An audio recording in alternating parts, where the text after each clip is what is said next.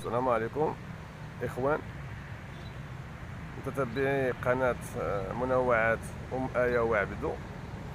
بلا شك تعرفوا هذه المنطقة هذه ولا هذه البلاصة هذه ولا هذه البيبة كي تيقولوا، هي بيبة العيادي نسبة إلى قصر القايد العيادي اللي هو تتواجد الجنب ديالها.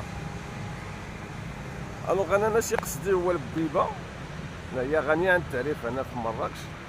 القصد ديالي هو هاد الدرية الحائطية اللي تتعد من أكبر دريات حائطية هنا في مراكش، وكانت من تصميم وصنع رفيق الدرب سيدي إبراهيم أخشو، الصانع والمبدع والفنان ديالنا سي إبراهيم أخشو.